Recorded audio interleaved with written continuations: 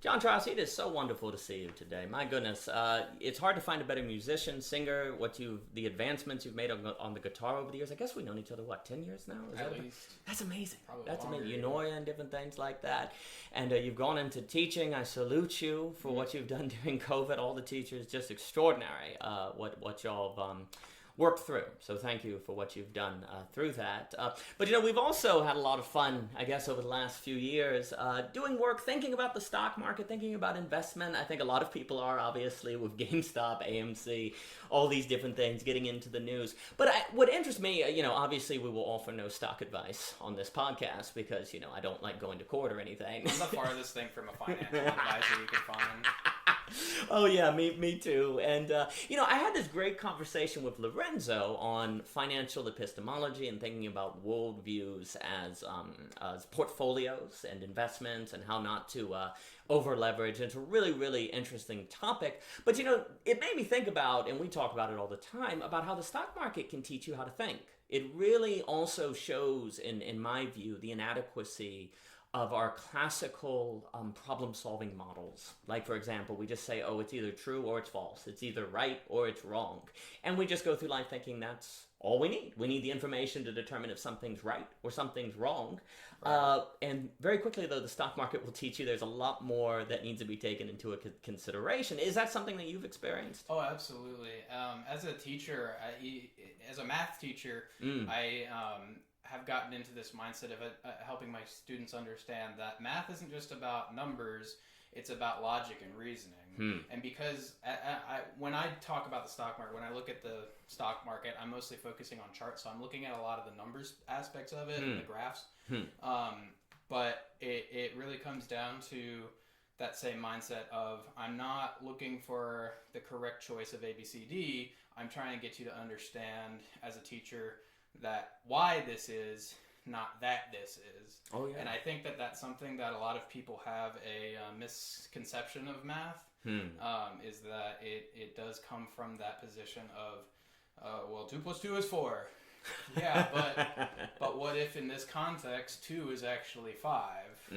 You've got these other aspects going on that you have to think more deeply about it, and it goes back to that logic and reasoning, that problem-solving aspect of it. That isn't just it's not as black and white as people want to think of it. Right. And I think part of that is because, if it is black and white, it's easy.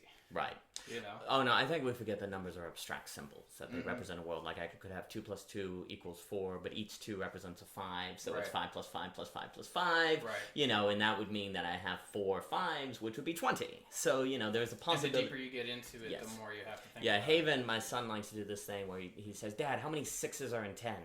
And I'm like, what he's asking is what's 10 divided by 6. Right. But he likes to say how many 6s are in 10. Which and is then insane for a 6-year-old. Well, he enjoys it. And how many 3s are in 2s. And it's funny how just changing the language, it's almost like when I would say to him, what's 10 divided by 2? It wouldn't click. But then when you say, how many 2s are in 10? It would click. It's funny how wording can change it. Absolutely. But right there, that goes to show you that the presentation of a problem can transform our ability to understand it. 100%.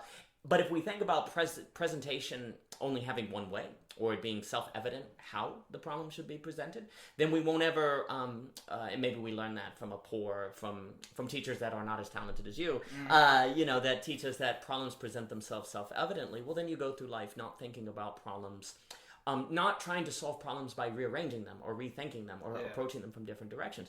Well, again, on the stock market, the problem of, you could approach everything simply in terms of, what company is going to go up, right. A simple presentation. But actually you need to ask different questions. You can say, what company is undervalued? Right. What company is currently being shorted below its fair value? Right. What company has momentum? These are a lot of different ways to ask the question, what company is going to go up?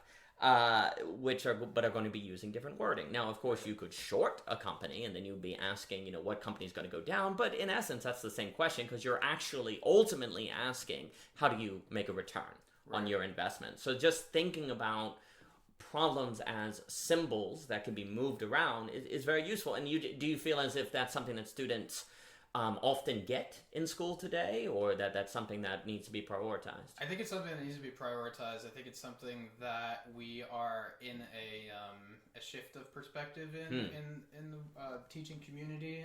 I think some people, with COVID having changed so much for us, I think that there are the people who are willing to, the teachers who are willing to learn and reevaluate their style of teaching and what's important and that priority we talked about.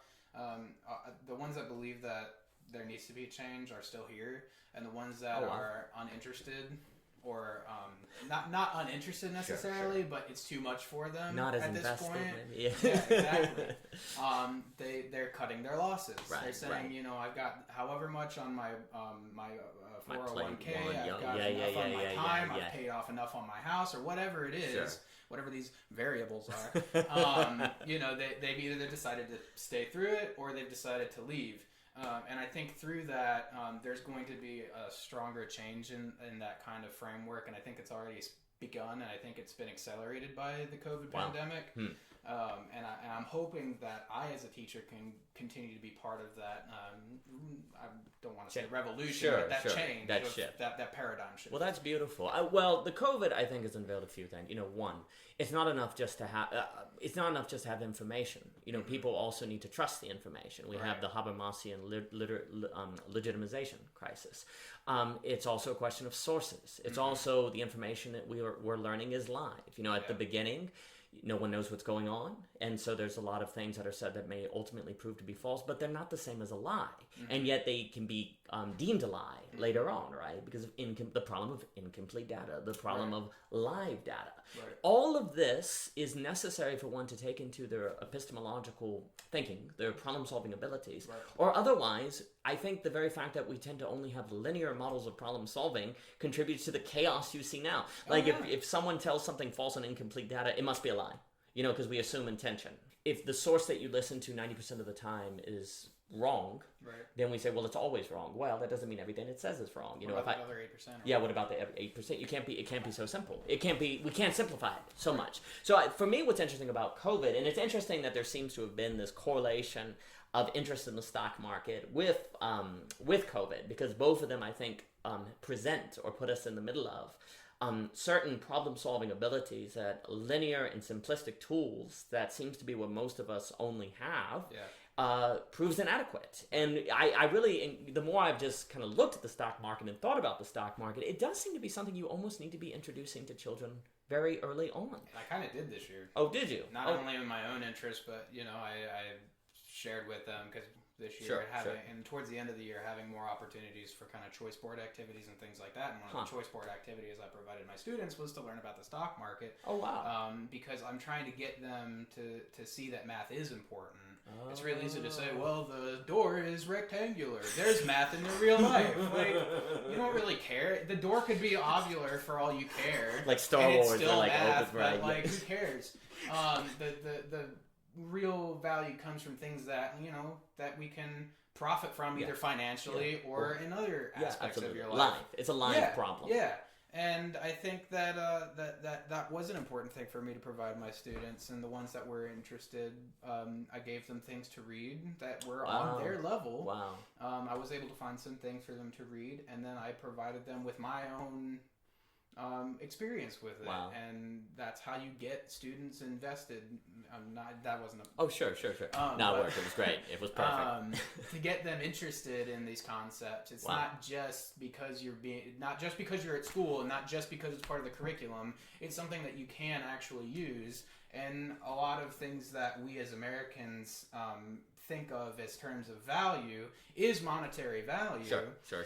So if I can say to a student, well, I just sat here and talked with you guys today and I get paid for that, but I also invested in this company and I sold it at this point, so I made money without really doing anything today. And if you can get those students interested in those kinds of things, it doesn't have to be financial, but that's a quick and easy way to get them interested. You're giving them the model by which to approach. Frankly, it's hard to think of any passive income opportunity that does not involve some sort of way of thinking that is more like the stock market than it is a linear math problem on a test or something like that. So you're giving them a way of thinking. And you know, a lot of people I think today view the stock market as corrupt and terrible, and how can you even talk about it in different things, you know. But the moral questions aside, as a mental model, as a epistemological framework, it is incredibly valuable.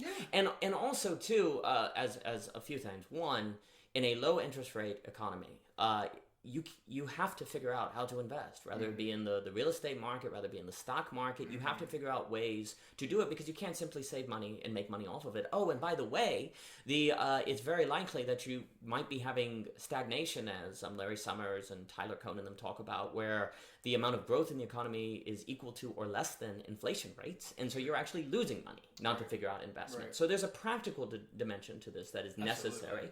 Now, arguably, a low interest rate economy benefits the wealthy and hurts the poor and causes inequality, and so I'm not necessarily saying it's the best system or that people should accept it, but if it is the system you are in, you have got to be thinking in terms of how to take advantage of it, survive, to take advantage of it and survive, and that requires learning different investment strategies, rather than real estate, etc., or so forth. Second, the thing that I think is very interesting, which, by the way, if you go into this, like, let's say you panic, realize you're not making money on saving your money and you're losing money actually, and you panic and you run into the stock market or the real estate market or whatever, but you're still going in with a linear framework of investment, then you're in huge trouble. And that's what I think can happen to people, and has happened to people, is especially the younger, you know, they're talking about all the rise of the retail investor and how it's actually bad or something. Like, if you listen to them on these Squawk Box or whatever, I mean, they talk down to the realtor investor. They really do. And not all the time, not everyone, but very often. But what is it? What are you to do? The realtor investment, the average person finds their salary swinking, the cost of living is going up, they haven't had an increase in wages, so they're like, they have no choice, and so they're trying to figure it out. But again, here's the problem. If you're panicking into investment, if you're going into it because you feel like you don't have a choice, then you might not have the framework to do well in it. And, you know, a lot of people will post on Reddit how well they've done in the market, but, you know, unless they're a real bowler, they don't talk about how bad. You see all the green, you don't see the red. That's right, and what is that? I guess Nassim Taleb calls that survivor bias. He's talking about Cicero or someone where he looks at a painting of all the sailors on the ship. He's like, yeah, you don't really tend to see paintings of all the sailors that drown. So it's a survivor bias. And so the thing is, it's very important to think about how to think in dynamic ways before you get in dynamic situations. Because even if you know how to do it in those situations, as we'll get into in a minute, it's emotionally still incredibly difficult, let alone if you don't know really what to do and you're approaching it with the wrong epistemic framework. But the other thing I was going to say quickly, Neil Postman, in his wonderful book, Education, a Subversive Act and the End of Education, he talks about, we did a paper on it called Trivial, where education today can sometimes be like a trivia show. Like, I stand at the front of the classroom, I say, you know, when did Columbus sail the ocean blue? You know, what's 2 + 2? And someone who raises their hand first and has the answer. It's like question, answer, sort of a call and response. And it's structured like a trivia show. And using... There's a value to that. Sure, of course. Real quick. There is a value to that, but to use it exclusively is problematic. Well, it seems as if the human brain, which the brain is the frenemy, it's neither your friend, you need it to think, but it's also your enemy because it's what makes thinking so hard. It's the frenemy. The brain seems to want one model. It's always trivia, or it's always the stock market, or it's always risk, cost-benefit analysis, or whatever. And it wants to be a monotheorist, have a single theory that it uses to understand the world, as opposed to a polytheorist, where it has multiple theories that it moves based on the context and the situation. And that's what's so difficult. So yeah, there is absolutely value to memorization. I mean, Harold Bloom talks a lot about the loss of the ability to memorize poetry and how that's bad. You know, we need to, it's good actually to memorize poetry, and I think he made a good case for that. But the idea is, we've mostly been taught, because the medium is the message, is what Postman is saying. So the medium of the classroom teaches us that a smart person is someone that's good at trivia, memory, and that's it. That if you're good at trivia. But here's the problem. If you go into the stock market with a trivia mindset, that's not going to quite do it, because there's not a set answer. Because even if there's the answer is that the stock goes up. There's an infinite number of variables. There's an infinite number of variables. And also the fact the stock goes up does not tell you when, the time variable, when you should sell it, how you should sell it, when you should buckle down, when you should put more back in. So if you have a trivia mindset, you're not going to do well. And if it is the case that in today's economy, you basically have to figure out passive income, multiple incomes, or you're going to fall behind, or you're going to be in trouble. well, then it's really consequential, very practically consequential, to only have a trivia mindset, because that's going to really hurt your ability to do well in passive income. I mean, that trivia mindset. Well, and then of course, the other thing that's just so, I was going to add, that's so problematic is in the classroom, you don't necessarily learn, maybe on a test, but the emotional dimension of a decision, an emotional dimension. And it's easy, 2 + 2 = 4. Well, you're not going to lose money. You're not going to like lose a friend or whatever. It's a problem. But often in real life, problems bring with it an emotional dimension that makes solving the problem difficult. I think all of us can tell, horror stories of the emotional experience. I was just telling you a few of mine right before we started this. This has been a tough week for me. I tell you. Well, would you say that the emotional dimension of the stock market is also one of the big value to teach you the emotions that come with a decision is one of the big parts of why it can be a valuable experience? Absolutely. Logic and reasoning is one thing, and it's valuable, but it's really easy to say something on paper, but then when you have something added to that that's separate from the problem on the paper, you got a separate problem that you have to incorporate with that, you're going to find yourself caring more deeply about whether it succeeds or whether it fails. If you're in a class, for example, and you don't really care whether or not you do well on this quiz because it doesn't weigh as much as the test, well, then you're going to throw down some answers and you're not really going to care. Or if you just don't care about school at all, then you don't care that you got a C or a D or an F, But if you had these other elements to it, even if you're a really good student, I've had so many students come into the classroom crying or get an email saying my son or my daughter is so upset because they got a 95, or they got an 89, which isn't an A, They care more about not getting an A than the fact that they got a B, which is still, relatively high grade. And then you've got these other students on the other end that are saying, well, I got a D, but I don't really care because none of it matters, or I'm stupid, or whatever the negative mindset is to it. If you can teach that emotional aspect of it to the students, it's not just for the grade, it's for your progression. I think if we combine that with the ideas of making some profit versus losing anything, I think that's going to carry off into other aspects of your life, not just monetarily, but with the relationships that you have with other people, the relationship you have with your job, the relationship you have with your free time. Something that I've been trying to get into more lately is investing in my free time. There was the time not too long ago when I had a day off and I didn't do anything. Because that was how I wanted to spend my time. That was a profit for me. But now that would be a loss to me because I value my time differently. And as you say your portfolio grows, your cost basis analysis and things like that might change over time. The percentages will remain constant, but the values will change. And I think bringing that into your personal life in various different ways, or your professional life in various different ways, is important. And I think teaching that as young as possible is going to be beneficial, not just to the individual, but to the society as a whole.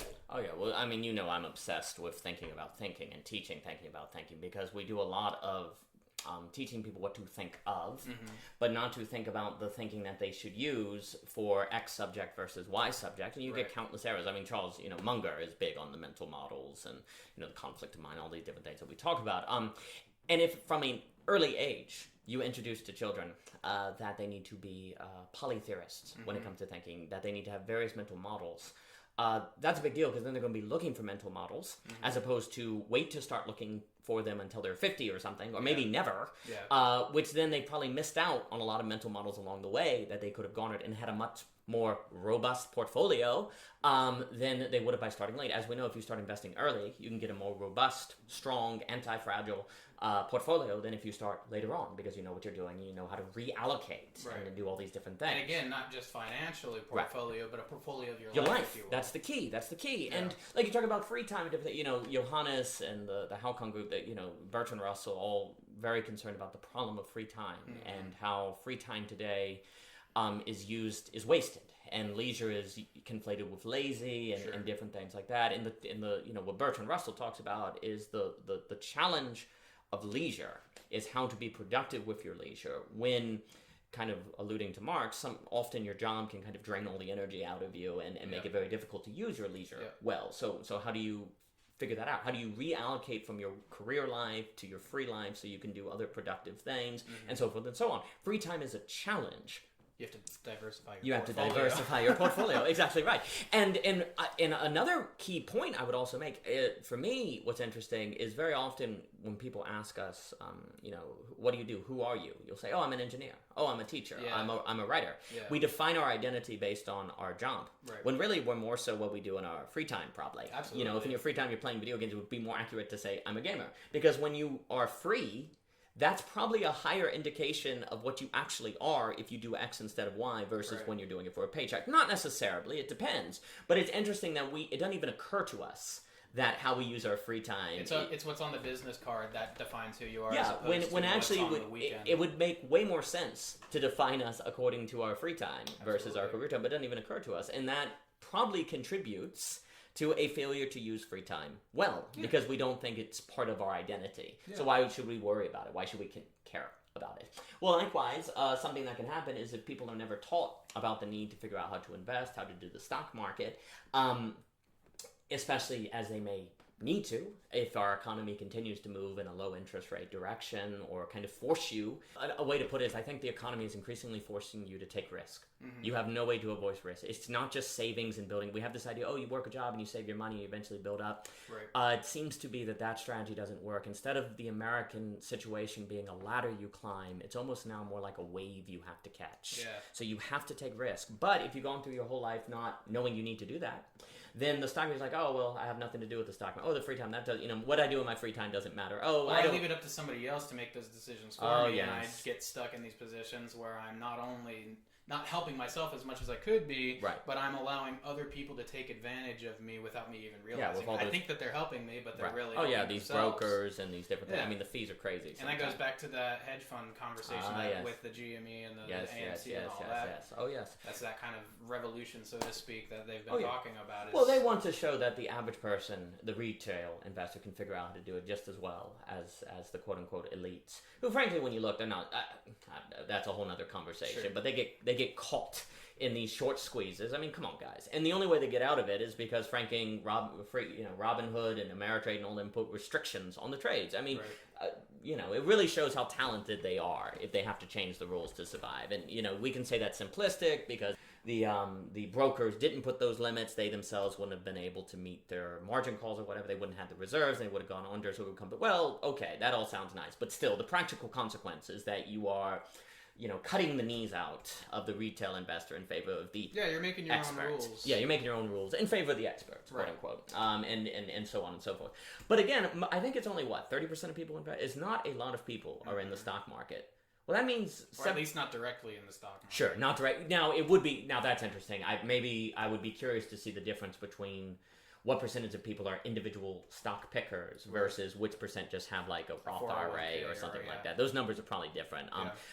But going on a limb, maybe it's the case that only 30% of people do individual stock picking, which would mean that 70% of people are like those people who look at their free time and don't think much about it. That 70 people say, the stock market's not for me, I don't need to. Well, you may be missing opportunities there that are arguably, if necessary, if it is the case that you must figure out how to get passive income to survive in the quote-unquote new economy, which is not necessarily the better economy, but it is the economy, well, then that choice not to figure out passive income streams could be a very practical choice and have real consequences. In the same way that if you use your free time not to learn a skill, well, every skill you learn opens opportunities and things you can possibly do. Well, if you chose to use your free time in a manner that did not create a skill, well, that was a practical choice because it transformed your horizons. It transformed what horizons you could access and which you cannot.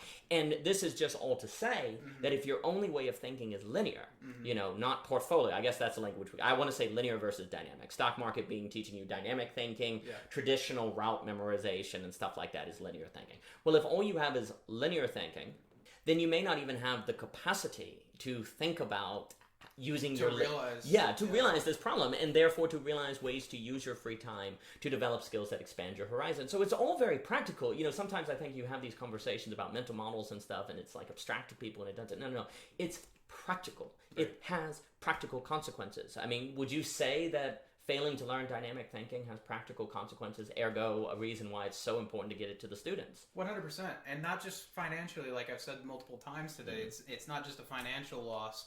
Or not a financial loss, but not a financial potential. Yeah, just right. It's you could realize how much you enjoy doing something. Oh, sure, you might enjoy watching TV or playing a game or whatever on the weekend. Sure. But if you invest your time instead in learning a new skill, you might find that you can 10x your enjoyment. Yeah. Oh, absolutely. That you have with your free time because you learned to do something new with that time. Absolutely. That you didn't even realize you were missing out. Oh, and the horror, just to add, not to interrupt, but a horror is, Kierkegaard once said that the man in despair is the one who doesn't even know he's in despair. Sure. One of the great horrors is if you don't use your free time well, you may not even know you're not using your free time well. If you're settling with times 1 enjoyment, you may not even realize you're missing out on the possibility of times 10 enjoyment. So, that can create maybe a little anxiety that inspires one for dynamic thinking versus linear thinking, and perhaps that kind of anxiety is healthy. But no, it's dynamic thinking opens... It's not just it's not just an additional curve. It's like an exponential curve. Yeah, 100%. Well, would you say with students, for the students that you've shown sort of the stock market, or you're trying to introduce them to dynamic thinking, do you find that it's difficult? I'm just curious, that it's difficult to get them in, or when they're introduced to it, it's easy? Do you think it's personality based, background based? Because I think about that a lot. Like, why some people it seems like it's easier to introduce to dynamic thinkers versus to others. Is that an experience you have to force you to answer a difficult question? No, not at all. I think that the students that were interested when I first mentioned it to them were ones that already had a level of dynamic thinking. Now, I teach 5th grade, so a lot of these students have already kind of, surprisingly, even at the age of 10, 11, 12, they've already kind of gotten themselves stuck in whatever mindset that they're likely going to have for the foreseeable future. Sure. So I think it needs to happen even earlier because, like I said, the students that showed an interest in learning about the stock market and that kind of dynamic thinking already have the capacity and have already been... have already had this dynamic thinking cultivated in them. Now, there were some students that didn't have that, so it offers a different opportunity because there may be students who do have more of an extrinsic need for value to see that. But I think that does provide that extrinsic need that the students who do well because they want to do well versus the students who want to do well because their parent said that if you get an A in every class, I'll give you $50 or whatever. And that's valuable. Sure. Extrinsic value is still value. Sure. In my own mindset, I think intrinsic value is more valuable, but that's not to say that extrinsic motivators aren't valuable too, because it can lead to that dynamic thinking. It seems to be a gradient, right? It seems like it, like Daniel Pink in Drive, it seems like extrinsic can lead to intrinsic. But then it's like, how does one form the methodology or the method to get one to the intrinsic? And that's not a linear factor either. No. It has to be dynamic. Right. And that goes back to that education thing, is that a lot of what we do in education is linear because it's easy. Right. Because it makes it easier, I should say. Because teaching is hard. Education is one of the hardest things that we can do. Right. And to make it more linear makes the stress of it easier. There's still a lot of stress even with the linear. So in my mindset, well, if I'm going to be stressed out anyway, I might as well take advantage of it and maximize my gains as much as I can. I'm not going to put every single second of my life into it because then I'm going to burn myself out and I'm going to crash. Right. To keep using our metaphor structure. Here. Yeah. Right. Well, what you're getting at is the idea that there are systematic reasons education goes in a linear direction that is not just like a conspiracy or whatever. I mean, sometimes I think conspiratorial thinking is so problematic because it makes it out to be someone's in control. There's a comfort almost in it. But often these things develop where there's a bias toward linearity, where maybe all of the administrators and teachers and everyone in the system knows that linear thinking is not the way to go. But the collective sort of Marcusian problem is that the very practical situation, Absolutely. logistic side of it, and very often one of the things that defines idealistic thinking is a failure to take logistics seriously, and how what constitutes the rational transforms when it encounters the logistical or the possible, maybe not the but the possible, and that's not taken seriously. You know, something I was also going to add when we're talking about free time. You know, very often we say time is money, right? Well, we fail to understand that money is time then.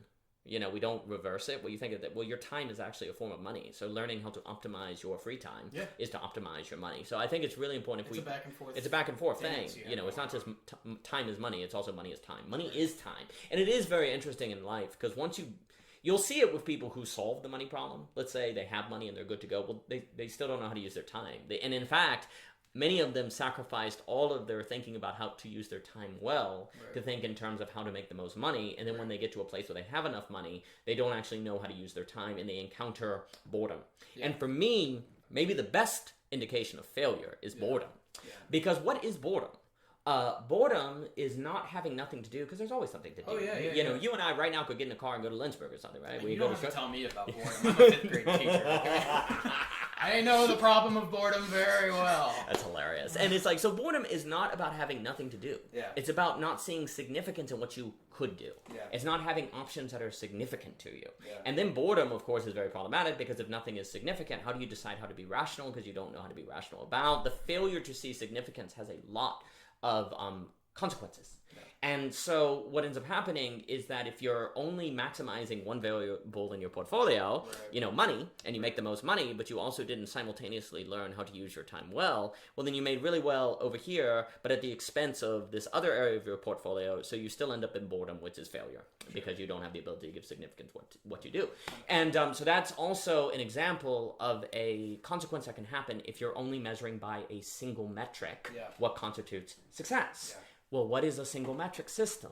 Linear thinking. And we know in the stock market, one of the things the stock market teaches, it will not do to have a linear metric. Like, let's talk about one of our favorite ones, the metric that everyone, maximizing profit. There is, you want to destroy yourself quickly, baby, on the market, then think in terms of mechanizing. Financially and emotionally. Think in terms of maximizing profit. But one of the major mistakes, and I'd be curious your thoughts on this, one of the major mistakes that people make going into the stock market is trying to maximize profit as opposed to ensure profit. Would you say that's something you've experienced? More than anything. That's been the hardest lesson I've had to learn, but I think viewing it as a lesson is important. There are a lot of retail investors that I've heard anyway, that have gotten into the stock market over the last year with all the free time that they have. And they say, well, I lost this much money, or I blew up my account, or I didn't make whatever, I was up this amount, and I lost all this. They say, well, I guess the stock market's not for me. And they're done. And that's the problem that we see in students all the time. Well, I can't get an A. Therefore. I only got a C, or I only got a B. That's right. So school must not be for me. I'm stupid. I can't succeed. Because these are these linear things that we are. And that's a linear conclusion. That's what we're putting all the value into. Instead of saying, well, this is a learning opportunity, I'm going to keep making that same mistake. And Lord knows I have continued to make that same mistake of trying to maximize profits. I did it just yesterday. I could have made $60, but instead I lost $75, and that's just the nature of that learning process. That's right. It's a process. Building your portfolio is a process. Learning how to do anything in your life is a process. And by nature of it being a process, it cannot be linear. And that sounds counterintuitive. No, it's key. But it's absolutely essential for you to understand that it's a process, and by nature of it being a process, it cannot be linear. Well, the key to that is because it entails multiple variables. Very importantly, it has to be a process, as you described, because one of the keys to the stock market is emotional habituation. If I say to you, when you get 30% gains in a single day, you should sell, because most stocks reverse around that point. They can break through, but they tend to reverse. And you agree. We both agree, and we say 100%, absolutely. All the data shows that. The arguments line up. Okay, well, then we look, and OCGN is up 30%. And everyone, it looks like it's going to the moon, baby. Well, there's your rule. Everyone, you've looked at it 1,000 times. You know you need to do it. but you don't sell because you just changed your rule. You just change your rule, and then it collapses, and then you feel like crap. Yeah. And then even if it takes off, sometimes you feel like crap because you didn't follow your rule, and you feel bad about it. And so.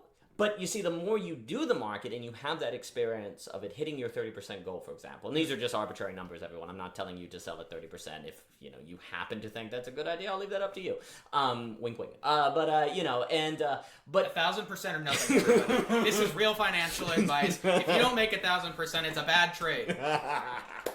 Just to clarify, just financial advice. Cough, cough. And the thing is, like, until you have enough experiences where you've seen the stock that you had the gains and then it collapses, it's just almost practically impossible to follow through with what you know you should do until the 10th time, and then you have the emotional habituation to actually be able to go through with selling at 30%.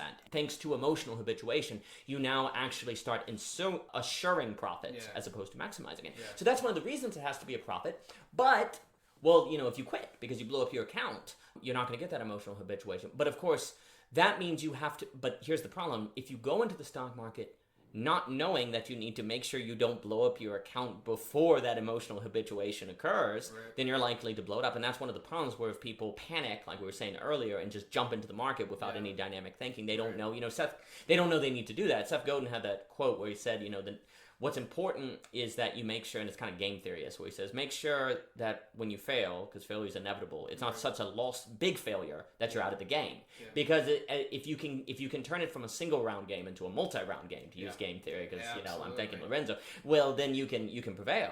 But if you don't know that going in, well, then you might not be able to do that, or you might have to wait another 3 years before you build back your savings and can get into the game. Right. But it's that emotional habituation that makes it a process, because when people hear process, they can say, what do you mean it's a process? I know that I'm supposed to sell at 30%. I shouldn't need a process at all. I should just go in and do it.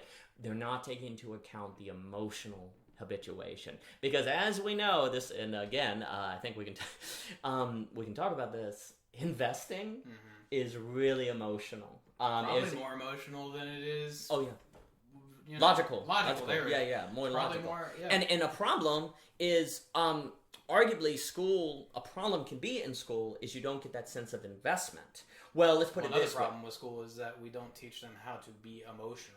Well, that's emotional intelligence. It's a little 15-minute blurb at the beginning of the day. Now that's curious. Now that I think about it, is there something where one of the things is if children, for whatever reason, they come in and they have emotional investment in doing well on the test, as opposed to if they don't have that investment, that's an indicator of success? It could be an indicator of anxiety and driving them crazy, but that's curious if there's something about emotional investment, because the thing is with money, this was kind of the inside of, like, I guess Adam Smith and all these people, is if it's your money, you are invested in it, like you care about it. And so the stock market, but it's your time too. Yeah, that's right, because you earned it. Yeah. The stock market requires, there will be emotional investment 100%. Where tests, maybe not necessarily, unless you're brought up from a family or maybe a background where you see this as involving your future maybe, or something you should invest in. So It's curious to me, because now I'm thinking about, like, why are some students emotionally invested in grades and not others, and can you teach that, or why not? Well, I think going back to that paradigm shift that's going on in our education system, is that we are looking more towards growth rather than specific scores. That's good. That's good. We are moving more away, and I hope we just get rid of it completely, to be perfectly honest, because it makes me infuriated constantly. Right. But that growth model is much more important than if you've got a student who comes in at the beginning of the year, he gets A's on his tests all year long. Well, you would say that he was successful, right? Right. But he didn't grow. Oh, that's versus very the student that at the beginning of the year was getting a lot of F's in the first quarter. The second quarter he got D's. Third quarter he got C's. By the end of the fourth quarter, maybe he's still making C's. Right. But he's not making F's. Right. He's growing. I would say that student that got a C at the end of the year is doing better. Is doing better than the one that got A's all year long. Oh, that's excellent. Absolutely. Well, look, we talked about this in the stock market, right? Like the person who starts off with $100 in their account and at the end of the year have 300 did better than the guy who has $1 million in the account and at the end of the year he has 1,000,001. Right? Because, one looks at their portfolio in terms of percentages, in terms of movement, not just simply end result. Well, we look at companies in terms of their growth. That's a good point. Why don't we look at students our time in the same way? Students in the same way? Yeah, dude. I mean, Telsa right now is getting an F-, right? Like it's like the shares per earnings now. Yeah. Telsa's like negative 600%, or it's like multiple of 600. I mean, the majority of stocks on the market, especially in the tech sector, are not making a profit. Yeah. They're revenue, but they're not profit. And the earnings per share, I guess following the Buffett indicator, is the most expensive the stock market has ever been in history. They're all making Fs. But guess what? Everyone knows when you go into a biotech, for example, that you're thinking about the growth. Yes, they were negative 10 cents earnings per share this quarter, but the next one they're negative 5 earnings per. And then they're now they're only 1 cent negative earning per share. So they're moving. No one. Here's the thing that's so funny to your point that I really like your point there. No one buys a stock that they think is going to go flat. Like, you don't make money buying Amazon at 1,000 and it stays at 1,000. Yeah. It's at a much higher share price than OCGN at $6 a share. You'd say, it's a better investment. Amazon's 1,000 a share. OCGN is $6 a share. Right. Well, OCGN goes from 6 to 12. You made 100% return. Where Amazon stays at 1,000, you make 0% return. Right. So the fact that we don't apply that to education, that point you just brought up, does seem quite absurd to me, because that would not be the mindset. Growth is the mindset of business. Growth is the mindset of success, but we don't apply that to education. That does seem crazy to me. I've had this conversation with my coworkers this year many times, and I'm just going to get on my soapbox a little bit. Just a little bit. There's a little soapbox. 1 bar per height.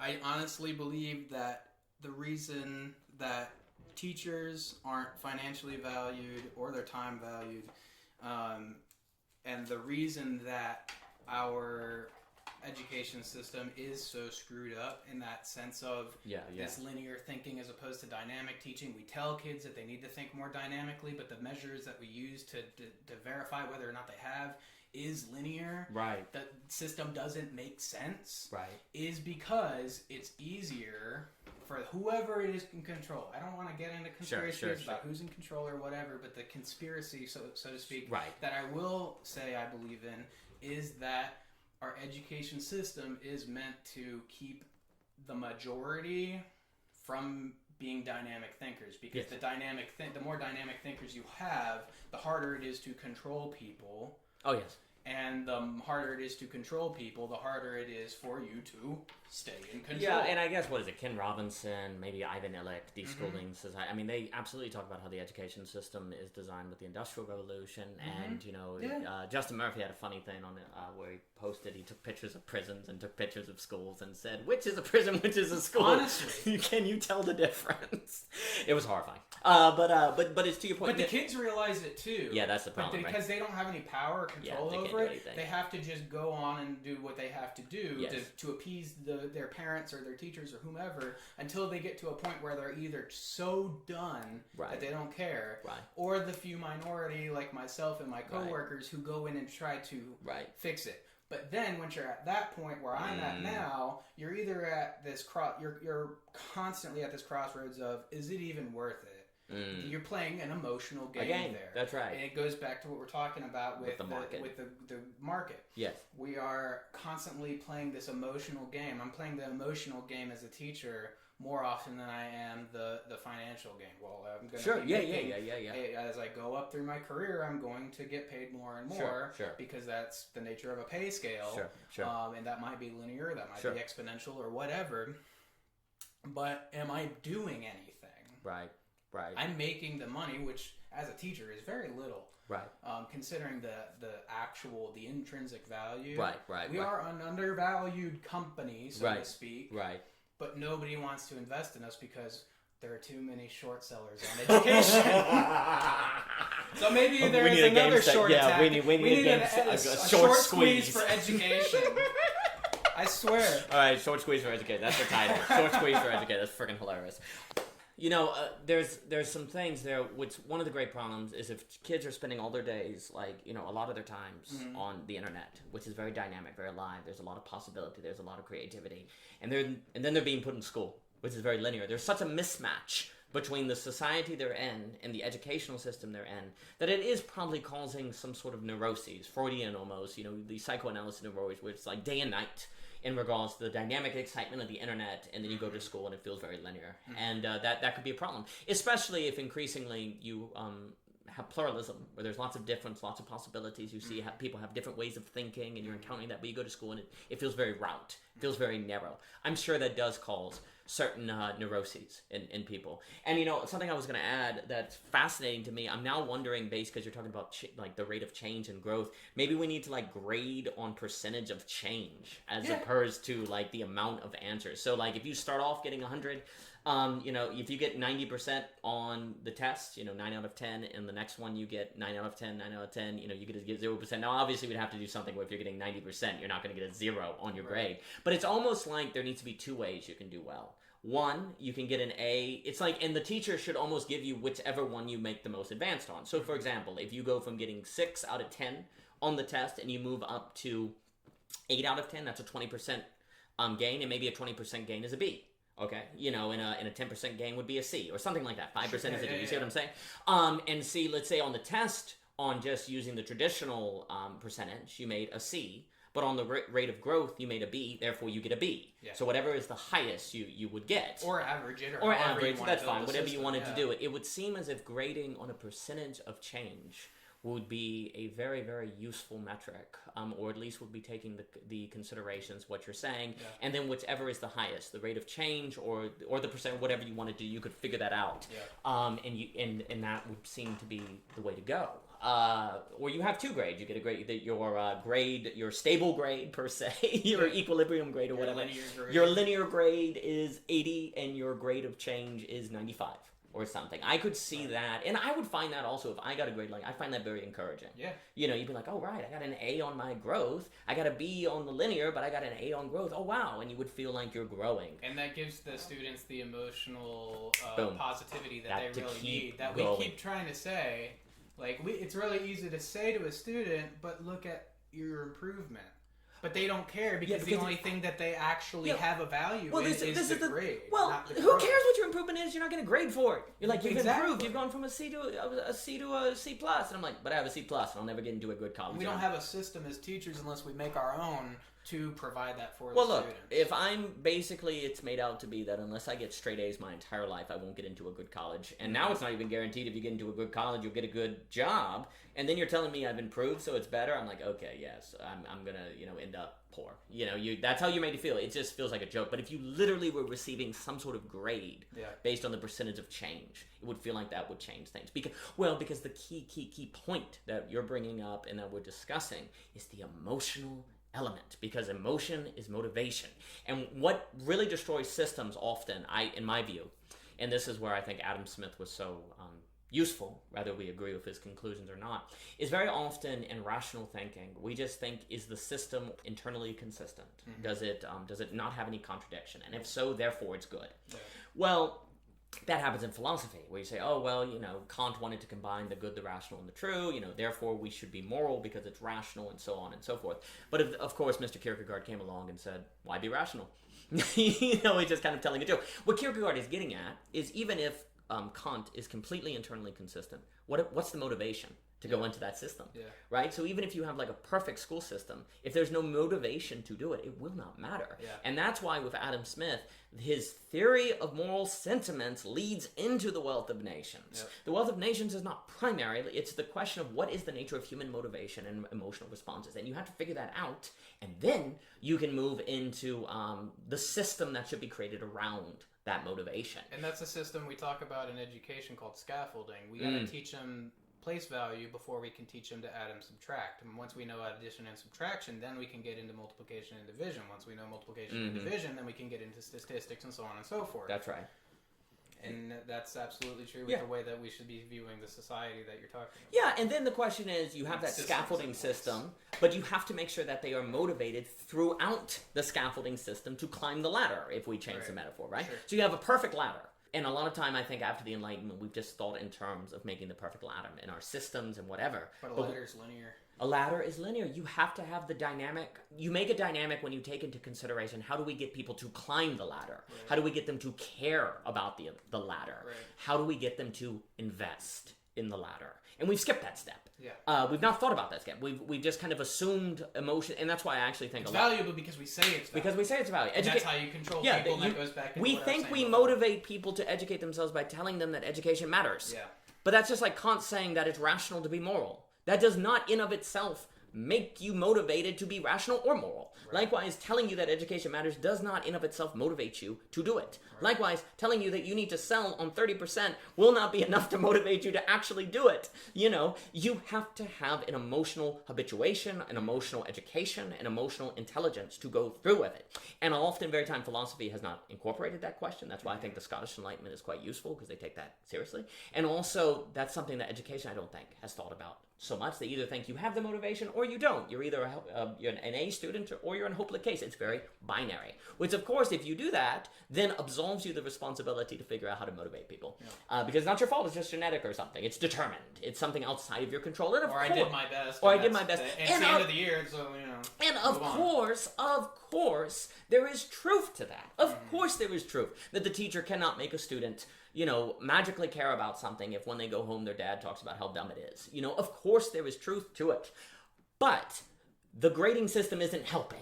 You know, it is not. Especially in elementary. Especially in elementary school. I mean, it's not helping. But on the flip side, there could be a danger in not having any grading at all, because then you don't have any sense of progress, and then you also are making it out that any effort is equal. And in the real world, effort is not equal. That's not true. But grading on the percent of change might be a middle ground that is quite useful to that. And again, the overarching idea here is that investment is a key metaphor for thinking about life and how to get you emotionally invested. And then, of course, we can get into things of not the fear of missing out is how you lose all your money on the stock market. You know, not sticking to the plan, which is easier said than done, is how you lose your plan. All these dynamic elements of thinking are other things that investment brings about. And it just really seems to me that by not having a more robust structure of mental models that we're giving students, that the system isn't helping with the linear way of grading and teaching and route memorization, different things like that, that we're really doing people a disservice. Not only the people, but and through doing the people a disservice, we're doing society as a whole. Absolutely. And then when people, the average person today during the pandemic finds themselves not making enough to get by or different things, and then they run into the stock market. Or they blame somebody else for the problem that they really should have been in control of it to some degree. Sure, at the beginning. Sure. But they run in, and then they're doing their best to make something, and all you hear is the commentators on Squawk Box making fun of the making fun of the Reddit group. But what choice do they have? You know, so likewise, you know, we have these students who are not taught how to invest, or are not given the emotional investment in education. Then they get burnt out, or they quit, or they don't care, and we say, well, you know, that's your fault. You're just trash, or whatever. There are system variables that matter. Now, we have to be careful that we don't absolve all individual responsibility at all, but if the system, if the society, if people in general are not aware that they need dynamic thinking, not just linear thinking, well, then things aren't going to work out no matter how much responsibility they take for their individual life. For sure. And so one of the values, I think, of the stock market is, in fact, teaching us that there's more going on than just the question, will the stock go up or will it go down? Well, Trossi, this has been delightful. I really appreciate your time. Thank you for coming out. Thank you again for everything that you're doing in education as a teacher. Thank you also for your efforts to incubate dynamic thinking in students. And again, thank you for everything you've done under COVID. Everyone, you must listen to his music, by the way. I adore John Trossi. And his yes, listen to his music. SoundCloud, you know, come on, don't listen to this cat. But his music is wonderful. A truly Renaissance man who's always interested in doing new things, trying new things, and using, and like we said, he uses his free time very well to invest in becoming a better person. And I've certainly benefited from knowing him. So thank you for being here today, Mr. Trossi. Likewise. Appreciate it. I value the free time that I've spent with you today. Good man. Thank you, sir.